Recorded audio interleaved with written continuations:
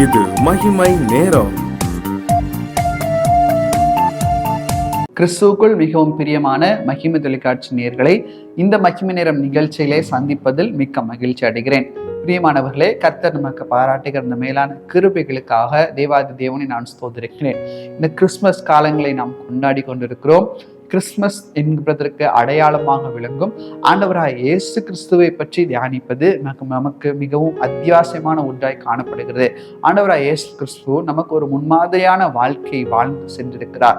எப்படிப்பட்டதான வாழ்க்கை வாழ்ந்தார் என்பதை குறித்து தான் இந்த வாரத்தில் நாம் தியானித்துக் கொண்டிருக்கிறோம். அந்த பிரகாரமாக இன்றைக்கும் கூட ஆண்டவர் நன்மை செய்வதிலே முன்மாதிரியான வாழ்க்கை வாழ்ந்தார் என்பதை குறித்து நாம் தியானிக்க இருக்கிறோம். நன்மை செய்வதிலே ஆண்டவர் முன்மாதிரியான வாழ்க்கை வாழ்ந்தார். பிரியமானவர்களே, ஆண்டவரை குறித்து நாம் பார்க்கும் போது யோவானுக்கு எழுதின சுவிசேஷம் 1வது அதிகாரம் 46வது வசனத்துல, அதற்கு நாத்தான்வேல், நாசரேத்திலிருந்து யாதொரு நன்மை உண்டாக கூடுமோ என்றான். அதற்கு பிலிப்பு, வந்து பார் என்றான். பிரியமானவர்களே, ஆண்டவரை குறித்து சொல்லும் போது நாசரேத்திலிருந்து நன்மை உண்டாகுமோ என்று சொல்லி ஆண்டவருக்கும் நன்மைக்கும் அவருடைய பிறப்பிலே ஒரு தொடர்பை ஏற்படுத்துவதை நாம் பார்க்கிறோம். பிலிப்பு என்ன சொல்லுகிறார்? நீ வந்து பார், அந்த நன்மை எப்படி உண்டாகும் என்பதை நீயே கண்டு கொள்வாய் என்று சொல்லி பிலிப்பு ஒரு பிரதியுத்தரத்தை கொடுக்கிறதை நாம் பார்க்க முடிகிறது. பிரியமானவர்களே, ஆண்டவர் நன்மை செய்வதிலே அவர் எடுத்துக்காட்டாய் விளங்கினார். ஒரு முன்மாதிரியான வாழ்க்கை வாழ்ந்திருந்தார். அவர் குழந்தையாக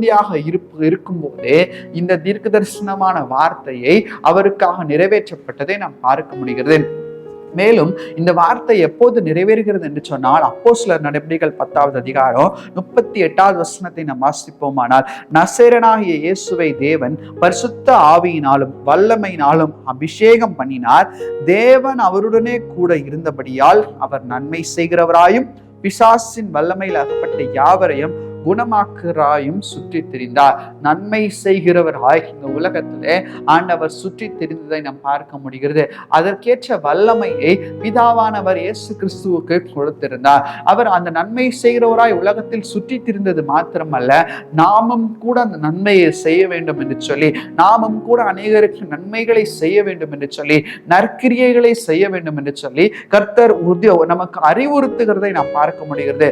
மத்தேயு எழுதின சுவிசேஷம் 5வது அதிகாரம் 44வது வசனத்தை நாம் வாசித்து பார்ப்போமானால், வேதவசனம் சொல்லுகிறது, நான் உங்களுக்கு சொல்லுகிறேன், உங்கள் சத்துருக்களை சிநேகியுங்கள், உங்களை சபித்தவர்களையும் ஆசீர்வதியுங்கள், உங்களை பகைக்கிறவர்களுக்கு நன்மை செய்யுங்கள், உங்களை நிந்திக்கிறவர்களுக்கும் உங்களை துன்பப்படுத்துவர்களுக்காகவும் ஜெபம் பண்ணுங்கள், உங்களை பகைக்கிறவர்களுக்கு நன்மை செய்யுங்கள் என்று சொல்லி கர்த்தர் சொல்லியிருக்கிறார். யோசித்து பாருங்க, எப்படிப்பட்டதான ஒரு வார்த்தை! உங்களை பகைக்கிறவர்களுக்கு நன்மை செய்யுங்கள். இந்த உலகத்திலே நமக்கு அநேக உபத்திரவங்களை அநேகர் ஒருவேளை கொடுத்து கொண்டிருக்கலாம். இவர்கள் மூலமா எனக்கு இவ்வளவு பாடு வந்து கொண்டிருக்கிறது என்பதாக சொல்லி நீங்கள் ஒருவேளை துன்பப்பட்டு கொண்டிருக்கலாம், துக்கித்து கொண்டிருக்கலாம். இவர்கள் என்னை இவ்வளவு தூரம் கஷ்டப்படுத்துகிறார்களே, ஒருவேளை வார்த்தையினால் என்னை துன்பப்படுத்துகிறார் என்று சொல்லி துக்கித்து கொண்டிருக்கலாம். ஆனால் அவர்களுக்காக என்ன செய்ய வேண்டுமாம்? நன்மை செய்ய வேண்டுமாம். என்னைக்காவது நம்ம இந்த ஜபத்தை வைத்தது ஒன்று, ஆண்டவரே இவர்களுக்காக நான் ஜபிக்கிறேன், இவர்களுக்கு நன்மை செய்கிறதான ஒரு வாய்ப்பை நீர் எனக்கு ஏற்படுத்தி தாரும் என்று சொல்லி என்றைக்காவது நம்முடைய வாழ்க்கையில நாம் ஜபித்தது உண்டா? பிரியமானவர்களை யோசித்து பாருங்க. யாராவது ஒருத்தர் நமக்காக நமக்கு துக்கத்தை விளைவிப்பார்கள் என்று சொன்ன, ஆண்டவரே அவர்களை நீர் தொடுமப்பா, அவர்களை நீர் பேசுமானவர், எனக்கு விரோதமா எழும்ப கூடாது, நீர் அழைத்து போடு, இப்படியெல்லாம் கூட அநேகர் வேடிக்கையாய் செபித்தது உண்டு. ஆனால் வேதவசனம் என்ன கற்றுக் கொடுக்கிறது? உங்களை பகைக்கிறவர்களுக்காக நீங்கள் நன்மை செய்யுங்கள். அப்ப இந்த ஜபத்தை நாம் செய்திருக்கிறோமா? ஆண்டவர் முன்மாதிரியாக அவர் நடந்து காட்டினார்.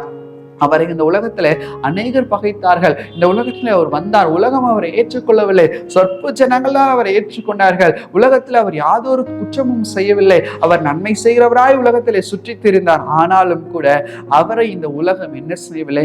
ஏற்றுக்கொள்ளவே இல்லை. அவரை துரத்துதான் செய்தது.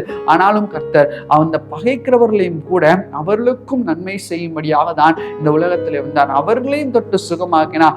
அவர்களையும் ஆண்டவர் சொஸ்தமாக்கியதை வேதத்திலே நாம் பார்க்க முடிகிறது.